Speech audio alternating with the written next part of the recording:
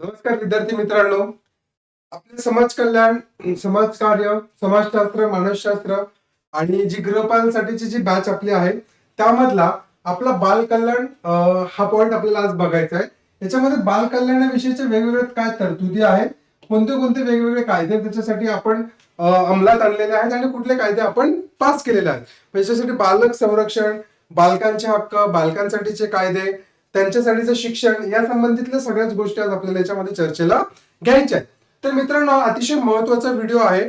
तर या व्हिडिओला सुरुवात करण्याआधी माझी सगळ्या विद्यार्थ्यांना एक विनंती आहे, ती म्हणजे काय की तुमचे काही प्रश्न असतील, काही अडचणी असतील, तुम्हाला एखादा टॉपिक समजला नसेल, एखाद्या पॉइंटवर तुम्हाला काहीतरी एक्सप्लेनेशन हवं असेल, तर ते पॉइंट तुम्ही आपल्या साकार फोरम हे जे ऍप आहे त्याच्या चॅटबॉक्स मध्ये तुम्ही टाकू शकता. ते पॉइंट्स युट्यूबवर हा व्हिडिओ असेल तर युट्यूबच्या कमेंट बॉक्स मध्ये तुम्ही टाका.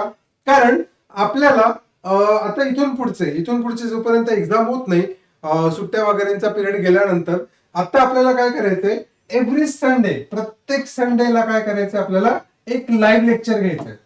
करेक्ट आहे. मग ह्या लाईव्ह लेक्चर जे आहे त्या लाईव्ह लेक्चरचा उद्दिष्ट फक्त तेच असणार आहे की तुमचे जे काही प्रॉब्लेम्स असतील, समस्या असतील, तर त्याच्यामध्ये ते आपल्याला इन्क्लूड करायचे. हे पण मी तुम्हाला सांगतो, जर तुमचे प्रॉब्लेम्स असतील, तुमचे कमेंट्स आले, तुमचे चॅटबॉक्स मध्ये मेसेजेस आले तर आणि तरच मी ते घेणार आहे, अदरवाईज मलाही भरपूर कामं आहेत. करेक्ट आहे. सो हे तुमच्यासाठीच आहे.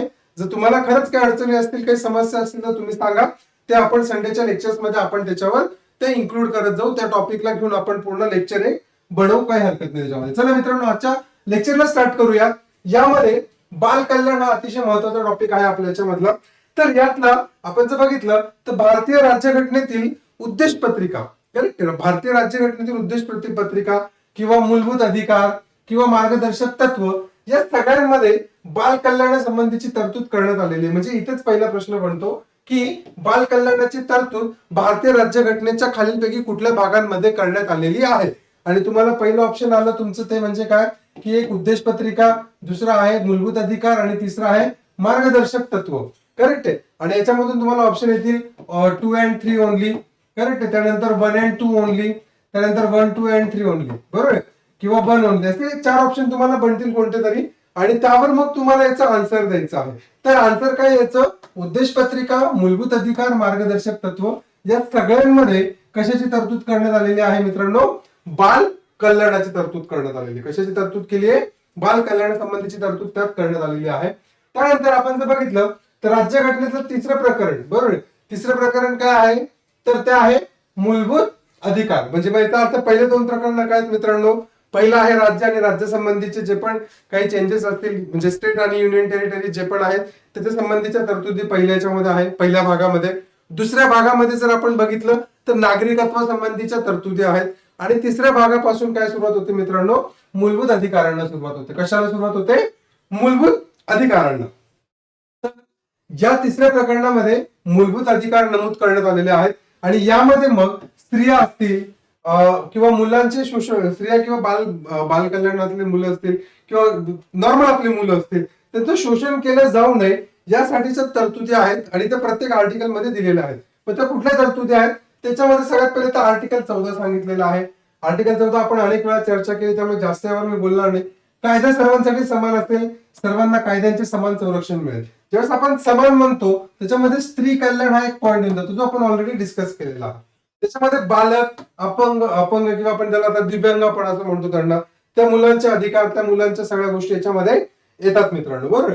त्यानंतर जर आपण बघितलं कलम 15 आणि कलम 15(3) मध्ये जर आपण बघितलं त्याच्यामध्ये स्पेशली स्त्रिया असतील, मुलं असतील यांच्या संरक्षणाविषयीची गोष्ट केलेली. म्हणजे तुम्हाला धर्म असेल, जात असेल, वंश असेल, लिंग असेल, या आधारावर तुम्हाला काय केलं जाणार नाही, त्याच्यामध्ये भेदाभेद करता येणार नाही, कुठल्याही प्रकारचं डिस्क्रिमिनेशन तुम्हाला करता येणार नाही, अशी तरतूद आपल्या राज्यघटनेच्या कलम 15 मध्ये दिलेली आहे. लक्षात ठेवा ही गोष्ट. त्यानंतर कलम 25 मध्ये बेसिकली बघा, इथे कलम 15 मध्ये आपण सांगितलं की धर्म, जात याच्या आधारावर कुठली तुम्हाला भेदाभेद करता येणार नाही. कलम 25 जे आहे ते धर्माचा प्रचार आणि प्रसाराच्या संबंधितली माहिती त्याच्यामध्ये देतं. कलम 30 मध्ये जे मायनॉरिटी एज्युकेशनल इन्स्टिट्यूट्स आहेत, म्हणजे आपल्याकडे ज्या मायनॉरिटीज आहेत, मायनॉरिटीज म्हणजे काय, ज्यांची लोकसंख्या ही कमी प्रमाणात असते आणि एक मेजॉरिटी असते की जो सगळ्यात मोठा डॉमिनंट ग्रुप असतो त्याच्यातला. तर मायनॉरिटीमध्ये जे आहेत त्यांच्यासाठी जे एज्युकेशनल इन्स्टिट्यूट आहेत त्याच्यामध्ये कुठल्या प्रकारच्या इन्स्ट्रक्शन्स दिल्या गेल्या पाहिजे, कुठल्या भाषेत दिल्या गेल्या पाहिजे, मुलांसाठी काय काय सुविधा असल्या पाहिजे, हे सगळं तुम्हाला कलम 30 मध्ये, कॉन्स्टिट्यूशनच्या कलम 30 मध्ये सांगण्यात आलेलं आहे मित्रांनो. कलम 23 आणि 24 मध्ये बेसिकली आपण म्हणू शकतो की फोर्स लेबर, जबरदस्तीचं काम, करेक्ट आहे, हे करण्यापासून इथे प्रोहिबिट केलेलं आहे या ठिकाणी. आणि त्यानंतर कलम 24 मध्ये पण जर आपण बघितलं तर मुलांसाठीच ते बालकांच्या सुरक्षे संबंधातलंच ते आहे. ह्युमन ट्रॅफिकिंग वगैरे त्याच्यामध्ये त्यांनी सांगितलेलं आहे की ह्युमन ट्रॅफिकिंग तुम्हाला करता येणार नाही, म्हणजे मग कलम 24 पण त्याच्यामध्ये येतं. त्यानंतर कलम 23 आपण बघितलं. कलम 39 मध्ये ऑलरेडी समान कामासाठी समान वाटा वगैरे असं सगळं सांगितलेलं आहे. 14 वर्षाखालील मुलांना काम करता येणार नाही, अशा अनेक गोष्टी या सगळ्या कलमांमध्ये काय आहेत मित्रांनो मेन्शन केलेल्या आहेत. म्हणजे बाल कल्याणाचा जर विषय आला तर बाल कल्याणासाठी कलम 25, कलम 30, कलम 23, 24, 15, 3, कलम 14, 15 हे सगळे कलम राज्यघटनेमध्ये बाल कल्याणासाठी नमूद करण्यात आलेले आहे. बाल कल्याण आणि स्त्री कल्याणासाठी आपण म्हणू शकतो नमूद करण्यात आलेले. कारण काय की स्त्रियांना आपण बालकांपासून वेगळं करू शकत नाही, कारण मातृत्वाचं जे त्यांना एक वरदान मिळालेलं आहे आणि त्यामुळे त्यांची बालकांची काळजी घेणं आणि त्यामध्ये त्या बालकांच्या काळजीतून स्त्रियांची पण काळजी, मग ती आरोग्याची असेल, शिक्षणाची असेल, सामाजिक असेल, या सगळ्याच गोष्टी बालक आणि स्त्री या दोघांसाठी कॉमनली लागू होतात. त्याच्यामुळे त्यांना आपल्याला वेगळं करता येत नाही. बरोबर आहे.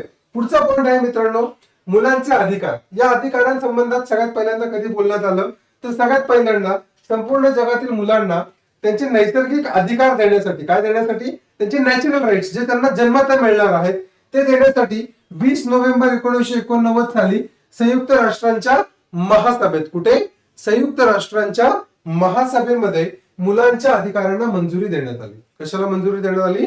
मुलांच्या अधिकारांना मंजुरी देण्यात आली. भारताने पण काय केलं, ही जी मंजुरी होती, ही जी घोषणा झाली, या घोषणेचा मनापासून स्वीकार केला भारतीयांनी पण. आणि त्यामध्ये काय काय तरतुदी होत्या तर त्यातलं स्नेह, प्रेम, सहानुभूती मुलांना मिळाली पाहिजे, मोफत शिक्षण मुलांना मिळायला पाहिजे, त्यांना नाव आणि राष्ट्रीयता पण मिळाली पाहिजे, पुरेसे भरण पोषण व वैद्यकीय देखभाल. आपण या पॉइंटवर बोलणार आहोत, करेक्ट आहे. म्हणजे बोलायचं आपल्याला हे आहे की संयुक्त राष्ट्र काय सांगताय, भारत सरकारने काय अडॉप्ट केलेलं आहे आणि रियालिटी काय आहे, यावर आपल्याला थोडंसं बोलायचं आहे. खेळ आणि मनोरंजनासाठी पुरेसा वेळ, वंश, धर्म, लिंग, रंग, सामाजिक मूल्यांशिवाय सर्व अधिकारांचा उपयोग, करेक्ट. आणि त्यानंतर समाजाचा उपयोगी सदस्य होण्यासाठी शिक्षण व व्यक्तिगत योग्यता विकसित करणे, दुबळ्या मुलांची विशेष देखभाल करणे, असे बरेचसे पॉइंट्स युनायटेड नेशन्सच्या, बरोबर आहे, संयुक्त राष्ट्र संघाच्या त्या सभेमध्ये जो ठराव झाला त्यामध्ये हे मांडण्यात आले होते आणि ते सहमतही करण्यात आले होते. त्यानंतर जर आपण बघितलं तर आपल्या लक्षात येईल बालकांचं हे जे घोषणापत्र होतं, या घोषणापत्रावर 1989 ला झालं होतं. त्याच्या 3 वर्षांनी म्हणजे 3 डिसेंबर 1992 ही डेट लक्षात ठेवा. कधी? 3 डिसेंबर 1992 यामध्ये भारताने स्वाक्षरी केली. यानुसार जगातील सर्व बालकांचे शोषण, उपेक्षा व पूर्ण छळापासून मुक्त करण्याचे उद्दिष्ट निश्चित करण्यात आले. 2002 मध्ये संयुक्त राष्ट्रांच्या आमसभेच्या विशेष बैठकीत बालकांच्या अधिकारांच्या रक्षणाचा पुनरुच्चार करण्यात आला. हसणारी, खेळणारी, आरोग्य संपन्न बालके ही राष्ट्राची संपत्ती आणि ज्ञान आहे, असं यांचं म्हणणं आहे. बघा मित्रांनो, सांगायचं उद्दिष्ट असं आहे की कागदावर बोलण्यासाठी हे खूप छान वाटतं आपल्याला, नाही का, की आपल्याला समर्थ भारत घडवायचा आहे, आपल्याला मोठा भारत घडवायचा आहे, श्रेष्ठ भारत घडवायचा आहे. आणि मग बालकांना आपल्याला हसणारी, खेळणारी, आरोग्य संपन्न बालके हे काय देशाची संपत्ती, राष्ट्राची संपत्ती आणि ज्ञान आहे, अशा अनेक मोठ्या मोठ्या वल्गना आपण करतो. रियालिटी अशी आहे मित्रांनो की एखाद्या हॉस्पिटलमध्ये औषधं नाहीयेत, त्याच्यामुळे अनेक बालकांचा मृत्यू होतो. दरवर्षी कुपोषणाने मरणाऱ्या बालकांची संख्या ही खूप आहे की ज्यांना वेळेवर जेवण मिळत नाही, भिकारी, करेक्ट आहे, बेगर, जर यांची संख्या आपण काढली आणि त्यामध्ये बालकांचं जर प्रमाण पाहिलं तर त्याच्यामध्ये ती संख्या पण भरपूर आहे. आपण आर्टिकल 23 मध्ये मानवी तस्करी, ह्युमन ट्रॅफिकिंग, मानवी तस्करीचे सगळ्यात मोठे जे शोषण होतं, ज्यांच्यावर सगळ्यात मोठा इम्पॅक्ट होतो त्याच्यामध्ये बालके आहेत, बरोबर. आणि त्यात पर्टिक्युलरली ज्या मुली आहेत, लहान मुली ज्या आहेत, बालके, त्यांच्यावर याचा परिणाम सगळ्यात जास्त प्रमाणात दिसून येतो मित्रांनो. त्यानंतर आपण जर रिसेंटली एक डाटा पाहिला की गेल्या काही वर्षांमध्ये बेपत्ता होणाऱ्या मुलींची संख्या याच्यावर जर थोडासा विचार केला तर आपल्याला एक गोष्ट लक्षात येईल की कागदावर काय लिहिलेलं आहे आणि ऍक्च्युअल मध्ये काय देशामध्ये घडतंय. तर याच्यावर म्हणजे शांत बसून व्यवस्थितपणे विचार करून आणि काहीतरी मार्ग काढण्याची आवश्यकता आहे. आणि मित्रांनो, खरंच आहे, मुले ही राष्ट्राची संपत्ती असतात, पण ती संपत्ती केव्हा असतात, जेव्हा आपण त्यांना संपत्ती सारखं जपणार आहोत. कारण संपत्तीला आपण जपत असतो मित्रांनो, करेक्ट आहे. तुम्ही साधा एक आयफोन घेतला तरी पण तुम्ही त्याला तुमच्या जीवापेक्षा जास्त जपतात का? कारण ती तुमची संपत्ती आहे. मग संपत्ती जर आपली भीक मागत असेल, संपत्ती जर आपली औषधांअभावी मरत असेल, संपत्ती जर शिक्षणाअभावी गुन्हेगार बनत असतील, बाल गुन्हेगारांची संख्या किती मित्रांनो, तर मग याला जबाबदार कोण, याचं उत्तर तुम्ही मला देणार आहात. समाज की सरकार? करेक्ट आहे. याला तुम्ही मला उत्तर देणार आहात. नक्की मला या उत्तराची अपेक्षा आहे. चला जाऊया पुढे मित्रांनो. या सनदेमध्ये 1974च्या राष्ट्रीय बालनीतीचे स्मरण करून कोणतेही बालक उपाशी, निरक्षर आणि आजारी राहणार नाही असा संकल्प व्यक्त करून लहान मुलांच्या कल्याणावर भर देण्यात आला. मी आत्ताच बोललो, मी याच्यावर जास्त बोलणार नाही. या सनदेत खालील महत्वाच्या बाबींचा समावेश करण्यात आलेला आहे. कोणत्या कोणत्या बाबी बघा या सनदेमध्ये. त्यातला पहिला आहे बालकांची उपजीविका. बरोबर आहे. जीवन व स्वातंत्र्याचे रक्षण करणे. बालकांची उपजीविका, त्यांचे जीवन आणि त्यांच्या स्वातंत्र्याचे रक्षण करणे. त्यानंतर आरोग्य व पोषणाची व्यवस्था करणे. मित्रांनो, फक्त तुम्ही होतंय का नाही ते सांगा मला. होतंय का नाही होते तेवढं मला तुम्ही बोला. करेक्ट आहे. किमान गरजांची पूर्तता आणि सुरक्षिततेचे आश्वासन देणे. आणि विश्रांती, उपजीविका वाढ, विकासासाठी बाल्यावस्थेत योग्य देखभाल करणे. मोफत आणि सक्तीचे प्राथमिक शिक्षण.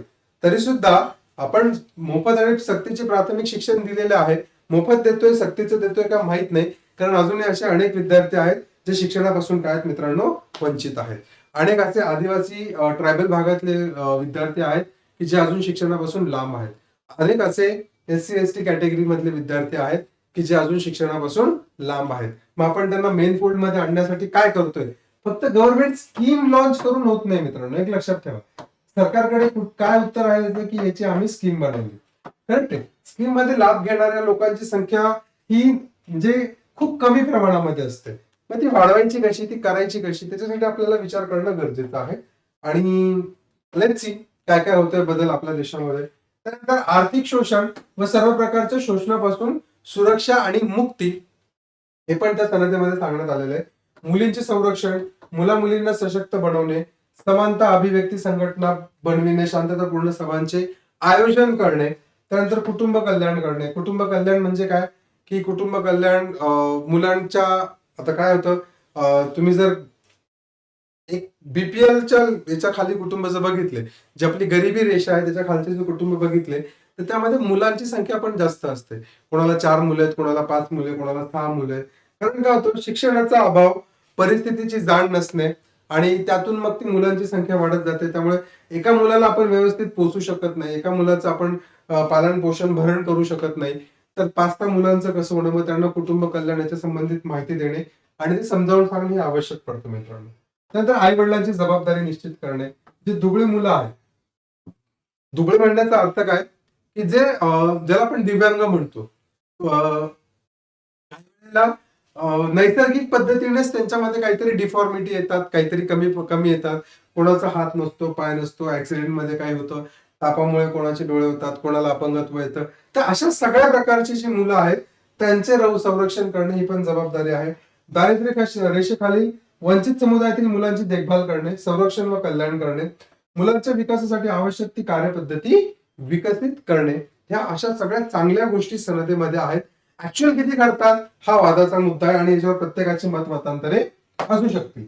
त्यानंतर आपण जर बघितलं तर आपल्याला आता मुद्दा हे झालं तुमचं बाल कल्याणासंबंधीचं बेसिक अंडरस्टँडिंग. बाल कल्याण काय आहे, कधी सुरू झालं, कोणी केलं आणि त्याच्यासाठी कशाची आवश्यकता होती. बरोबर. आता आपल्याला जे बघायचं आहे ते म्हणजे काय की बाल कल्याणासंबंधीचे कायदे. कशाच्या संबंधीचे कायदे? बाल कल्याणासंबंधीचे वेगवेगळे कायदे आहेत. तर कोणते कोणते कायदे आहेत मित्रांनो? तर बालविवाह 1929. बालविवाह म्हणजे काय की या कायद्यानुसार बालविवाहाची जी प्रथा होती त्या प्रथेवर काय करण्यात आला, निर्बंध करण्यात आला. म्हणजे काय की मुलांचे आणि मुलींचे लग्न करण्याचे जे वय आहे ते निश्चित करण्यात आलं. 1978 साली या अगोदर काय होतं की अगोदर थोडंसं आणखी प्राचीन मध्ये गेलं तर आपल्या लक्षात येईल की पाळण्यातच लग्न होत होती मुलांची. ज्यावेळेस मुलगा झाला मुलगी झाली पाळण्यातच त्यांचं लग्न लावलं जायचं. अजूनही काही ठिकाणी अशा प्रथा नकळतपणे चालू आहेत. त्याच्यामध्ये कोणी असं ऍक्शन घ्यायला तयार नाही, पण काही ठिकाणी बघायला मिळतात. पण आता ते बऱ्यापैकी प्रमाणात म्हणजे 99.99% कमी झालेले आहेत. त्यानंतर दुसरं आपण याच्यामध्ये असं म्हणू शकतो की त्यानंतर मग 5-6 वर्षाची मुलं मुली झाले तेव्हा लग्न लावलं जायचं. त्यानंतर मग 10-12 वर्षाचे झाले त्यावेळेस लग्न लावण्यात आलं. म्हणजे काय की या विवाह या बालकल म्हणजे जे आहे ना बालविवाह याच्यामध्ये काळानुसार अनेक प्रकारे बदल होत गेले आणि 1929 साली आपल्याला माहित पडतं की बालविवाह प्रथेवर काय करण्यात आला, निर्बंध घालण्यात आला. आणि 1978 साली या कायद्यात सुधारणा केली गेली आणि सुधारणा करून मुलांच्या विवाहाचे वय 21 व मुलीच्या विवाहाचे वय 18 वर्षे निश्चित करण्यात आले. बरोबर. तुम्ही बघा 1978 लक्षात आलं तर याच्यामध्येच कुटुंब कल्याण कार्यक्रम हा काय होता, खूप मोठ्या प्रमाणामध्ये राबवण्यात आला होता. का? कारण आपल्याला पॉप्युलेशन कंट्रोल करायचं होतं, लोकसंख्येवर नियंत्रण आपल्याला आणायचं होतं आणि त्यामुळे मग हे काय करण्यात आलं, लग्नाचं वय वाढवण्यात आलं. त्यानंतर राष्ट्रीय बाल धोरण 1987 हा पण महत्वाचा. हे पण लक्षात ठेवा मित्रांनो, यावर प्रश्न पण एक्झाम मध्ये बनतात आणि अतिशय महत्वाचे प्रश्न असतात ते. राष्ट्रीय बाल धोरण 1987 नुसार सन 2000 पर्यंत धोकादायक उद्योगातील बाल कामगार प्रथा निर्मूलन. हजार्डस इंडस्ट्री म्हणजे काय की हे कलम आपल्या 24 मध्ये पण देण्यात आलेलं आहे राज्यघटनेच्या. हजार्डस इंडस्ट्री म्हणजे असे इंडस्ट्री जसं मायनिंग इंडस्ट्री असेल नाही का, जिथे खोदकाम आहे, खाणकाम आहे, खनिकर्म आहेत, अशा ज्या इंडस्ट्री आहेत ज्याच्यामध्ये काय त्यांच्या आरोग्याला धोका आहे, अशा हजार्डस इंडस्ट्रीमध्ये काय 2000 पर्यंत त्या उद्योगातील जेवढे पण बालक आहेत त्यातल्या ते जे बाल कामगार आहेत त्यांच्या काय करायचं तिथून त्यांना तिथून बंदी घालायची, त्यांना तिथे काम करण्यास अलाउड नाही द्यायचं. आणि आता जर बघितलं तर 14 वर्षाखालील मुलांना काम करण्यास बंदीच घातलेली आहे. बरोबर आहे. काही क्षेत्र त्याच्यामध्ये सोडलेली आहेत, जसं एंटरटेनमेंट क्षेत्र असेल म्हणजे सिनेमा वगैरे असतील, ऍडव्हर्टायझिंग असेल, असे क्षेत्र सोडण्यात आलेले आहेत. पण मोस्टली यामध्ये 14 वर्षाखालील मुलांना काम करण्यास सगळीकडे बंदी आहे. करेक्ट आहे. त्यानुसार बाल कामगार अधिनियम 1986 नुसार लहान मुलांना कामावर ठेवण्यास दंडनीय गुन्हा ठरवण्यात आलेला आहे. कोणता गुन्हा आहे? दंडनीय गुन्हा ठरवण्यात आलेला आहे. 10 ऑक्टोबर 2006 पासून बाल कामगार प्रथेवर निर्बंध ठेवण्याच्या प्रक्रियेला सुरुवात झालेली आहे मित्रांनो. आणि बाल अधिकाराचे म्हणजे संरक्षण करण्यासाठी आपण म्हणू शकतो की यासाठी एक आयोग अधिनियम 2005 बरोबर आहे. 20 जानेवारी 2006 साली एका अधिनियमानुसार एक राष्ट्रीय बाल आयोग व राज्यात राज्य बाल आयोग स्थापन करण्याची तरतूद करण्यात आलेली आहे. म्हणजे काय की राष्ट्रीय बाल आयोग आणि राज्य बाल आयोग हे कशानुसार स्थापन झालेले आहेत मित्रांनो, की आयोग अधिनियम 2005 नुसार 20 जानेवारी 2006 ला याची तरतूद करण्यात आली की प्रत्येक देशामध्ये आपला एक राष्ट्रीय बाल आयोग असला पाहिजे आणि प्रत्येक राज्यामध्ये राज्य बाल आयोग असला पाहिजे, याची तरतूद त्यामध्ये करण्यात आलेली आहे असं आपण म्हणू शकतो. त्यानंतर बाल न्याय. करेक्ट आहे. याच्यामध्ये बाल न्याय, मुलांची देखभाल आणि संरक्षण अधिनियम 2000 यामध्ये उपेक्षित व अपराधी प्रवृत्तीच्या लहान मुलांना किंवा लहान मुलांची देखभाल, त्यांचं संरक्षण, उपचार, विकास व पुनर्वसनाचे कार्य केले जाते. 2000च्या या अधिनियमास एक 2000च्या अधिनियमास एक अधिनियमाचा आधार आहे. अधिनियमाची काही प्रमुख वैशिष्ट्ये म्हणजे याच्यामध्ये काय काय दिलेलं आहे ते आपण बघूया. देशातील बालकांना न्याय देण्यासाठी समान कायदे तयार करणे. काय करणे? समान कायदे तयार करणे. बघा आपण निर्भया केसमध्ये, निर्भया बलात्कार प्रकरणामध्ये आपण बघितलं होतं की एक जो व्यक्ती होता तो काय होता, तो अडल्ट नव्हता, तो मोठा नव्हता, तो बालक होता. 16-17 वर्ष त्याचं वय होतं. आणि आपण बघितलं की त्याची शिक्षा पूर्ण झाल्यानंतर सरकारने त्याला या कायद्याच्या अनुसार त्याच्या पुनर्वसनाची पण जबाबदारी घेतली. त्याला स्विंग मशीन जे आपण म्हणतो ना, शिवणकामाचं मशीन, शिवण यंत्र त्याला घेऊन दिलं आणि त्याचा उदरनिर्वाह होईल याची पण सोय केली. त्याने त्याची शिक्षा पूर्ण केली आणि त्यानंतर शिक्षा पूर्ण झाल्यानंतर त्याला त्याची पण व्यवस्था करण्यात आली. यामध्ये मुलांची देखभाल, संरक्षण, उपचार, विकास आणि पुनर्वसनासाठी उपाय निश्चित करणे, त्याच्या पद्धती ठरवणे, त्यानंतर कोणताही मुलगा कोणत्याही परिस्थितीत तुरुंग किंवा पोलिसांच्या ताब्यात जाणार नाही याची दक्षता घेणे हे पण या अधिनियमामध्ये सांगण्यात आलं. मुलांना न्याय देण्यासंबंधीचे निकष आणि मानदंड काय करण्यात आले मित्रांनो, निश्चित करण्यात आले. बरोबर आहे. त्यानंतर बाल कल्याणाबाबत स्वयंसेवी संस्थांची जबाबदारी आणि कार्याचे क्षेत्र व त्यांची भूमिका निश्चित करणे. कोणताही मुलगा कोणत्याही परिस्थितीत तुरुंग किंवा पोलिसांच्या ताब्यात जाणारच नाही याची काळजी घेणे. बाल गुन्हेगारीचे निर्मूलन करण्यासाठी उपाययोजना करणे. हे सगळ्या तरतुदी या अधिनियमामध्ये करण्यात आलेल्या आहेत. या अधिनियमानुसार जिल्हा स्तरावर बाल न्यायमंडळ निर्माण केले. बरं, तर बाल न्यायमंडळ हे कशावर काम करतात मित्रांनो? जिल्हा स्तरावर. इथे तुमचा प्रश्न तयार होतोय. करेक्ट आहे. बाल न्यायमंडळाची स्थापना कशावर काम करण्यासाठी झाली आहे? जिल्हा स्तरावर. तुम्हाला तिथे ऑप्शन दिलं जाईल गाव, जिल्हा, तालुका आणि राज्य. कशावर झालेली आहे? ती जिल्हा स्तरावर काम करण्यासाठी झालेली आहे. ही गोष्ट लक्षात ठेवा. जिल्हा न्यायाधीशाला जे अधिकार असतात तेच अधिकार या जिल्हा स्तरावरील बाल न्याय मंडळाला आहेत. हा महत्वाचा टर्म आहे, इथे लक्षात ठेवा, इम्पॉर्टंट आहे. त्यानंतर मानसशास्त्र किंवा बाल कल्याण विशेषज्ञ या मंडळाचे सदस्य बनू शकतात. बाल गुन्हेगारांना निरीक्षण गृहात ठेवण्याची तरतुदी या अधिनियमात दिलेली आहे. जे बाल गुन्हेगार आहेत त्यांना निरीक्षण गृहात म्हणजे ऑब्झर्वेशन मध्ये पण आपण त्यांना ठेवू शकतो की त्यांच्या वागण्यात, त्यांच्या बोलण्यात ते बाल गुन्हेगार का बनले, गुन्हेगारी प्रवृत्तीकडे का वळले, काय कारणं होती, हे सगळं आपल्याला या अधिनियमामध्ये त्यांनी दिलेलं आहे. ही तरतूद पण त्यात करता येऊ शकते. बाल गुन्हेगाराची नावे, फोटो किंवा ओळखही सार्वजनिक स्वरूपात प्रकाशित करता येत नाहीत. कारण काय होतं मित्रांनो, बाल असताना आपण असं म्हणतो, लहान असताना लहान मुलगा असताना की त्यांच्या ज्या क्रिया असतात त्याच्यावर त्यांचं नियंत्रण नसतं आणि त्याच्यामुळे हे केलेलं आहे. काय केलेलं आहे? सुविधा या ठिकाणी त्यांना दिलेल्या आहेत असं आपण म्हणू शकतो. कारण ती सुविधा पण त्या ठिकाणी देणं अतिशय महत्वाचं आहे. पुढचा पॉईंट आहे मित्रांनो, पुढच्या पॉईंट मध्ये जाताना आपण बघू शकतो. पुढच्या पॉईंट मध्ये काय आहे?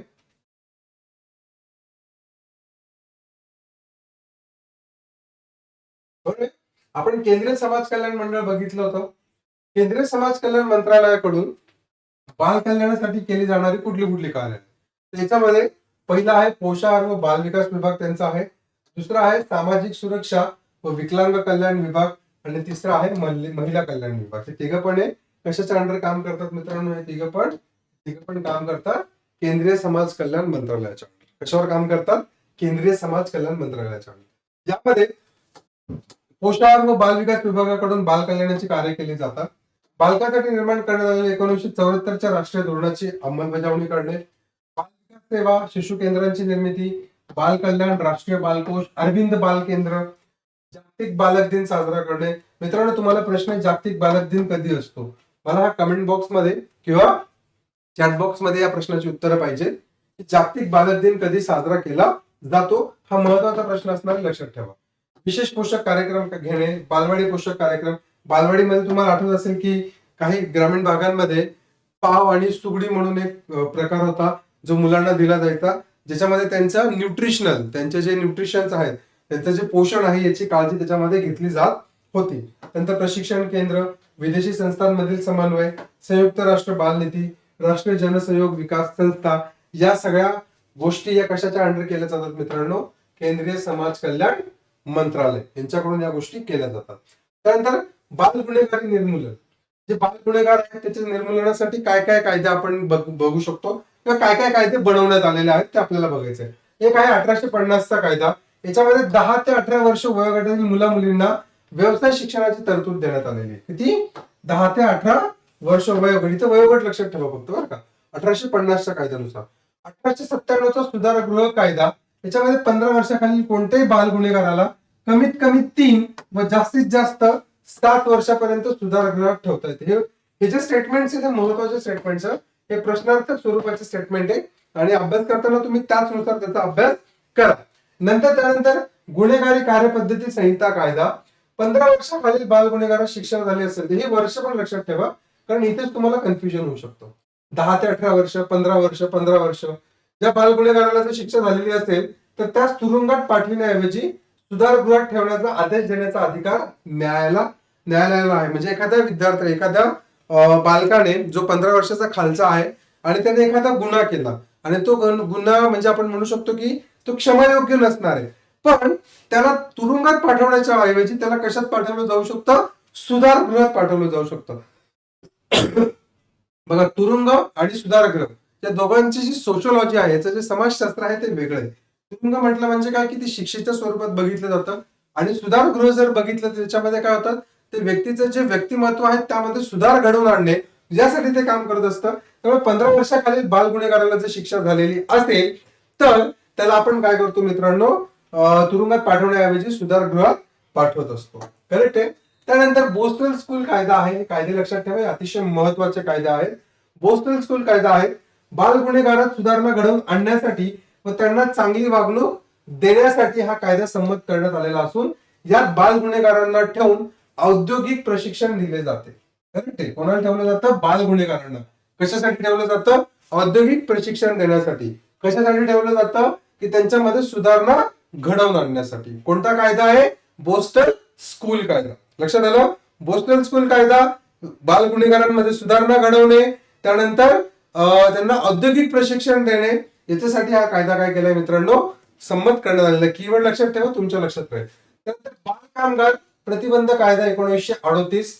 या कायद्यानुसार 15 वर्षाखालील कोणत्याच मुलास कामगार म्हणून नेमता येत नाही. करेक्ट आहे. 15 वर्षाखालील कोणत्याच मुलास कामगार म्हणून नेमता येत नाही आणि आता ते प्रोव्हिजन 14 वर्षांचं झालं. पण हा 1938 चा कायदा लक्षात ठेवा. मुंबईत बाल सुधार कायदा 1948. या कायद्यानुसार मुलांना तुरुंगात ठेवता येत नाही किंवा फाशी जन्मठेपेची शिक्षाही करता येत नाही. त्या सुधारगृहातच ठेवावे लागते, परंतु पालकांनी हमी दिल्यास त्याची मुक्तताही केली जाते. या कायद्यानुसार काय की या कायद्यानुसार मुलांना तुरुंगात ठेवता येत नाही, त्यांना फाशी किंवा जन्मठेप अशा शिक्षा पण दिल्या जात नाहीत आणि त्या सुधारगृहातच आपल्याला ठेवावे लागते. मग तो काय म्हणजे अपराध कुठलाही असू दे. बरोबर. आणि पालकांनी हमी दिल्यास तर त्याची मुक्तता पण काय होऊ शकते, केली जाऊ शकते. त्यानंतर 1960 चा बालक कायदा. याच्यामध्ये उपेक्षित मुले, त्यांची सुरक्षा, कल्याण, प्रशिक्षण, पुनर्वसन यावर भर देण्यात आला आहे. तसेच बाल कल्याणासाठी बाल कल्याण मंडळ व बाल न्यायालयाची स्थापना करणे हे पण त्याच्यामध्ये सांगितलंय आणि आपण ऑलरेडी ते मंडळ वगैरे बघितले. बाल न्यायालय कायदा 1986. मुलांचा छळ करणे व त्यांचे शोषण करणे हा दखलपात्र गुन्हा घेतलाय. कसा गुन्हा आहे हा? दखलपात्र. म्हणजे तुम्हाला जर असं कुठे जाणवलं की एखाद्या मुलाचा छळ होतोय किंवा एखाद्याचं शोषण होत आहे, त्याच्याकडून जबरदस्ती काम करून घेतलं जात आहे, तर तुम्ही पोलीस स्टेशनला जाऊन सरळ गुन्हा नोंदवू शकता आणि तो गुन्हा नोंदवणं, त्याची दखल घेणं हे पोलिसांचं कर्तव्य असणार, म्हणून त्याला आपण दखलपात्र गुन्हा असं म्हणत असतो. बरोबर. बाल गुन्हेगार मुला मुलींच्या गुन्ह्यासंबंधीची माहिती जमा करून त्यांची कारणे शोधून त्यांचे पुनर्वसन केले जाते. बाल न्यायालयात गुन्ह्याची चौकशी करीत असताना न्यायाधीश, वकील, पोलीस हे साध्या वेशात व त्यांच्याबरोबर पर्यवेक्षक व समाज कार्यकर्तेही असतील. म्हणजे काय, पोलिसांची वर्दी त्यांच्यासोबत नसणार आहे ज्यावेळेस ते कशात काम करत असतील, बाल न्यायालयामध्ये. बरोबर. कारण काय होतं, ती एक भीती मुलांच्या मनामध्ये बसून जाते आणि त्यांच्याविषयीचा राग किंवा त्यांच्याविषयीच्या भावना त्यांना कसं ट्रीट केलं जातं यावर ते सगळं अवलंबून असतात आणि मग त्याच गोष्टी ते डोक्यात धरून ठेवतात. म्हणून असं सांगितलं जातं की त्यांच्यासोबत काम करत असताना त्यांना साध्या वेशात राहणं गरजेचं आहे. मग जर तुम्हाला प्रश्न आला की न्यायाधीश, वकील आणि पोलीस यांना बाल गुन्हेगारांच्या संदर्भात जर कुठला निर्णय द्यायचा असेल तर साध्या वेशात त्यांना राहावं लागेल, ही तरतूद खालीलपैकी कोणत्या कायद्यामध्ये करण्यात आलेली आहे? तर तो कायदा कोणता आहे मित्रांनो? बाल न्यायालय कायदा 1986 हा महत्वाचा आहे. करेक्ट आहे. त्यानंतर पुढचा पॉईंट जर आपण बघितला तर आपल्या लक्षात येईल बाल गुन्हेगारीचे निर्मूलन आणि पुनर्वसन करण्यासाठी वेगवेगळ्या संस्था आहेत. कोणत्या संस्था आहेत? याच्यामध्ये बाल न्यायालय आहेत, सुधारगृह आहेत. करेक्ट आहे. काही शाळा आहेत त्या आपण बघूया. या न्यायाधीश, बाल मानसशास्त्रज्ञ, समाजशास्त्रज्ञ, सामाजिक कार्यकर्ते यांचा समावेश असतो. खेळकर वातावरणात लहान मुलांकडून यांनी केलेल्या गुन्ह्यासंबंधीची माहिती काढून घेतली जाते व त्यांच्यात सुधारणा केली जाते. सुधारगृहांचं काम काय आहे तर याच्यामध्ये प्रमाणित शाळा आहेत. या शाळेला अपंग मुलांनाही ठेवले जाते. या शाळा स्वयंसेवी संस्था तसेच स्थानिक संस्थांकडून पण चालवल्या जातात. कनिष्ठ प्रमाणित शाळा, ज्या 12 वर्षाखालील गुन्हेगार मुलांना या शाळेत सर्वसामान्य व तांत्रिक शिक्षण दिले जाते. किती वर्षाखालील मित्रांनो? 12 वर्षाखालील गुन्हेगार जे मुलं आहेत त्यांना या शाळेमध्ये सर्वसामान्य आणि तांत्रिक शिक्षण असे दोघं प्रकारचे शिक्षण दिले जाते. वरिष्ठ प्रमाणित शाळा, याच्यामध्ये 12 ते 16 वर्ष वयाच्या मुलांना औद्योगिक प्रशिक्षण दिले जाते. त्यानंतर सहाय्यकारी गृह, याच्यामध्ये सामाजिक कार्यकर्त्यांकडून बाल गुन्हेगारीचा अभ्यास केला जातो. त्यानंतर मुलांच्या स्वभावानुसार व अभिवृत्तीनुसार त्यांना योग्य प्रमाणित शाळेत पाठवण्याची तरतूद करण्यात आलेली आहे. होप सो तुम्हाला हे पॉइंट्स लक्षात येतात आणि हे कायदे पण लक्षात येतात. त्यानंतर फास्टर गृह नावाचा पण एक कॉन्सेप्ट आहे. एक संकल्पना लक्षात ठेवा. या संकल्पनांवर प्रश्न पडण्याची शक्यता असतात. यामध्ये 10 वर्षाखालील बाल गुन्हेगारांसाठी स्वयंसेवी संस्थांकडून हे चालवले जातात व सरकारकडून त्यांना अनुदान पण दिले जातं. बघा, फास्टर गृहे 10 वर्षाखालील मुलं, लक्षात ठेवा. 10 वर्षाखालील कोणते? तर बाल गुन्हेगार लक्षात ठेवा. 10 वर्षाखालील बाल गुन्हेगारांसाठी फास्टर गृहे चालवली जातात. त्यानंतर उपेक्षित बालगृहे आहे, जी मुले गुन्हा करण्याच्या धोकादायक वळणावर आहेत पण गुन्हा झालेला नाहीये अशांना या गृहामध्ये ठेवले जाते. उपेक्षित बालगृहे करेक्ट आहे. ज्याच्यामध्ये गुन्हा झालेला नाही पण ते गुन्हा करू शकतात, गुन्हा करण्याच्या धोकादायक वळणावर ते आहेत अशामध्ये त्यांना ठेवण्यात येतं मित्रांनो. त्यानंतर बोस्टन संस्था आहे, इंग्लंड असेल, इंग्लंडमध्ये बोस्टन किंवा बोस्टन आपण त्याला म्हणू शकतो. 15 ते 21 वर्ष वयोगटातील गुन्हेगार मुलांना याच्यामध्ये ठेवले जाते. या संस्थेत बाल गुन्हेगार मुलांना शारीरिक व्यायाम, शेती, बांधकाम, निरनिराळे तांत्रिक ज्ञान इत्यादी प्रकारचे शिक्षण दिले जाते. बरोबर आहे.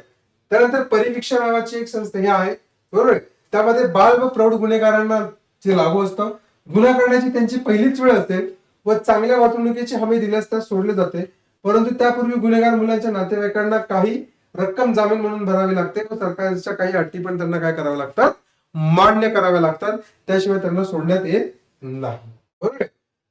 हे झालं मित्रांनो बाल कल्याणासंबंधीचा. करेक्ट. होप सो तुम्हाला या सगळ्या गोष्टी लक्षात आल्या असतील.